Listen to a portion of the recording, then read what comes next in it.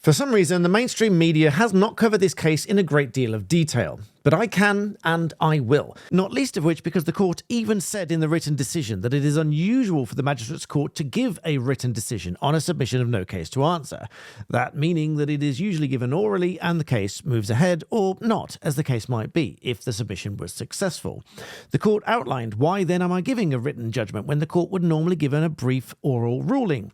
The answers are that the parties, the press, and the public are entitled to know why this court has concluded as it has. Providing written reasons will also assist the higher court and understand why I've reached the decision should there be any challenge to this decision. And just as a heads up, this video and my channel is also supported by NordVPN. More about them a little bit later. Because what I can tell you is that it's not quite as simple as the police getting the date wrong on the authorization of the dispersal order with which Tommy Robinson was accused of refusing to comply. So I'm going to go into that. That was but the third of 4 reasons that the court gave when upholding an application for submission of no case to answer in this case, dismissing the charge against Tommy Robinson. And I've spoken to Tommy Robinson. I'm going to go through some of those reasons in this video because I think you deserve to have the fuller picture. This is, after all, public justice. But first of all, if you are new to me, I'm Daniel Shensmith, a barrister of England and Wales. I run this Black Belt Barrister channel to help you understand law. And so I'd be really grateful if you'd hit that subscribe button because about 70% of you don't. Millions of you watch every month, which should mean that I get millions of subscribers, but I don't. So I'd be really grateful if you would do that. So I have the judgment to hand, and I'm going to read and explain some snippets to you because there were 4 broad areas that the court looked at when concluding that it would dismiss this charge against Tommy Robinson. Now, first of all, the court did outline that this was not a judicial review, that is, the court looking at a public law decision made by a public body, in this case being the police force. It was not a judicial review of the decision of the police to authorise and use powers under this act, but simply that it needed to be satisfied whether or not there was evidence upon which a defendant, in this case Tommy Robinson, could be convicted. And so first, just to remind ourselves, we were talking about a dispersal order given under the Antisocial Behaviour Crime and Policing Act 2014, with which Tommy Robinson was accused of failing to comply.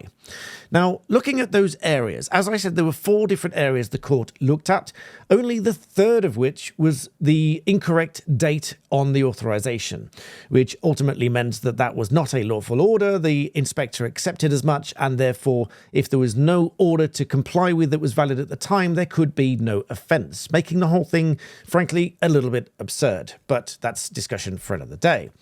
The first of these areas that the court looked at was the authorization of the powers based on a mistake of fact, a material mistake of fact, which any material mistake of fact would undermine a prosecution case. Now, in this case, the inspector's own evidence was that he based his decision to give authority under Section 34 to make use of the powers under Section 35 on the basis to prevent disorder at a march by the Palestine Solidarity Campaign. But that was not the march that was taking place on the 26th of November, which was a protest against anti-Semitism.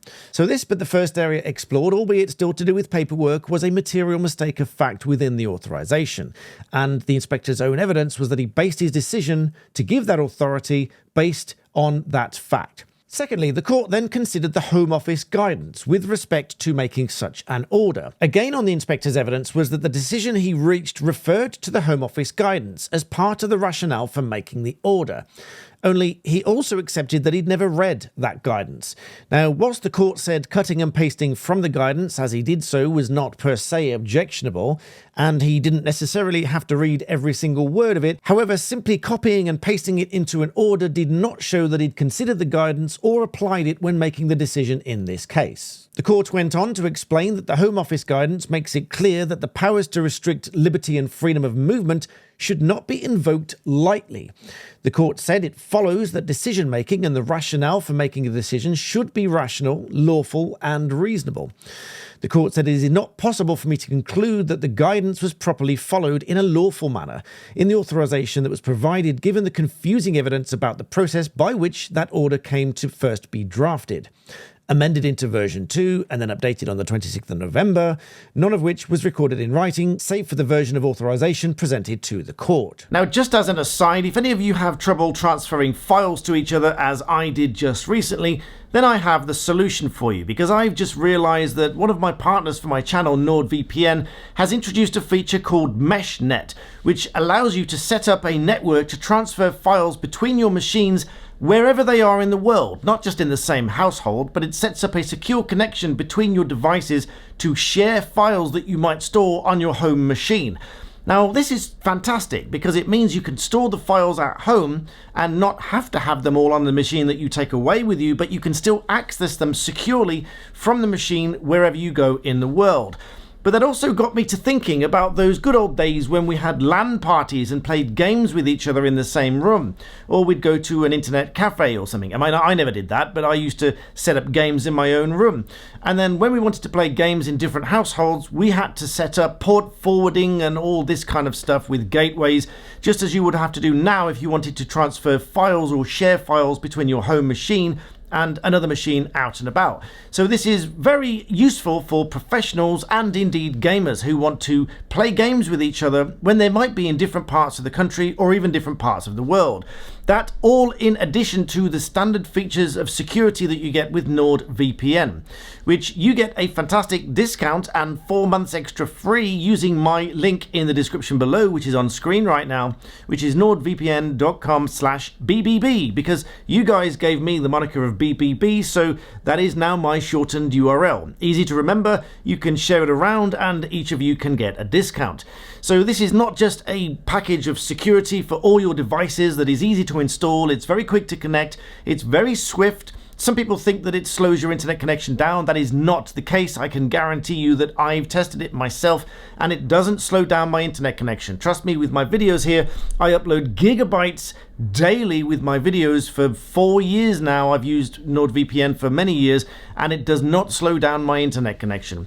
It just gives me the peace of mind that it's all secure between my phone, my iPad, my laptop, wherever I am, particularly when I'm traveling around the country, going in and out of court and coffee shops and things like that. It ensures that my device is secure and all of my files are secure. And now I can share my files from my home machine through a secure gateway through NordVPN using MeshNet to my device that I carry around. NordVPN will also check all the websites that I visit, the files that I download, because trust me, I get so many people trying to scam and con me digitally online lately. But NordVPN is there to help and protect my device. At least once a week I'm connecting to a Wi-Fi network that I'm not entirely sure about. And for those of you that are not familiar, if someone else is on the Wi-Fi network, there are certain ways that these people can use very clever means to gain unauthorized access to your system or information that you send between your laptop and the end website. But NordVPN will give you this peace of mind with that security layer in between. The link is in the description below. Go and read all about it. There's a 30-day money-back guarantee if you change your mind, but you get a fantastic discount because I'm partnered with NordVPN, even though when I first signed up with NordVPN, I used my own money. And I'm very glad that I did so. It's given me the peace of mind and I would urge you to do the same. So check out NordVPN linked in the description below. You can now share your files between all your machines. I think that is genuinely fantastic. Back to the video.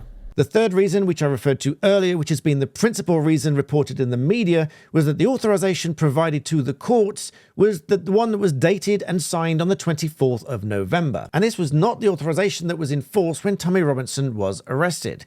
In short, the court said there is no evidence before the court on which a properly directed tribunal could conclude that there was a lawful authorization of the use of powers given by Section 35 under the 2014 Act in force at the time of the direction given to Tommy Robinson and his subsequent arrest. And when discussing this third point regarding the paperwork, the court also considered the second limb in the test of Galbraith. This is a legal test applied when there's a submission of no case to answer. It's an alternative limb test, being that either there is no evidence that the crime has been committed by the defendant and thus there is no case to answer, or there is some evidence but it is so tenuous or inconsistent or confusing in nature that a properly directed tribunal could not convict upon it. And so the court came back to this and said even if it was wrong about the conclusions regarding there being no evidence regarding the authorization that was in place at the time, the court said that the evidence that did exist was so weak and tenuous that it does not provide a basis upon which a reasonable tribunal could convict, thus satisfying in the alternative the second limb of Galbraith. So the test for Galbraith, i.e. submission of no case to answer, was met on both of those limbs. But it didn't end there. There was yet a fourth and a final reason that the court decided to dismiss this charge against Tommy Robinson. The fourth was rather interesting in that Police Sergeant Melody gave evidence regarding the directions that he gave to Tommy Robinson, which he believed was as a result of an authorization from a different police officer, Inspector Gilchrist. However, he also agreed that the authorization related to dispersal from the City of London, which was not where Tommy Robinson was at the relevant time. And therefore, the court said it is of no relevance to the charge the defendant faces, which relates to his conduct in the City of Westminster. Accordingly, the court said that separate authorization does not assist me, as the defendant was not located within the City of London at any material time. Finally, and rather interestingly, was the question as to whether or not Tommy Robinson actually complied or was willing to comply with the dispersal order.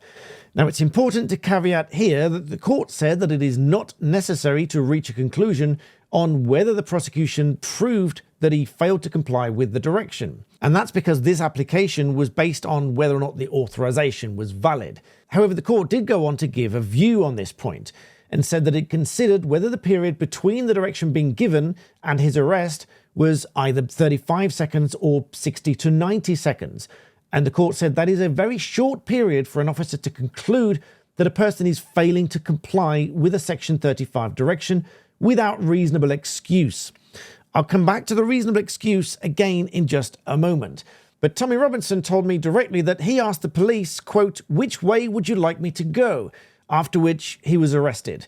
Now, the court found that this was a very short time for the police to conclude that someone was failing to comply with this direction without reasonable excuse, considering that excuse, which I'll come back to in a moment, before making the arrest for failing to comply with the direction.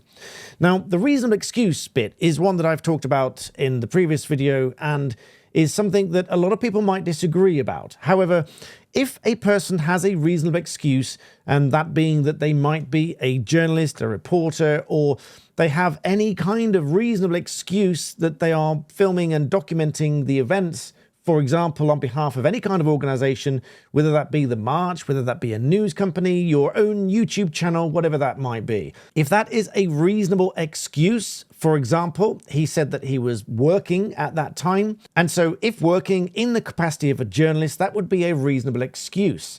But as the court noted, this was a very short window for the police to conclude that he was failing to comply with this direction without a reasonable excuse.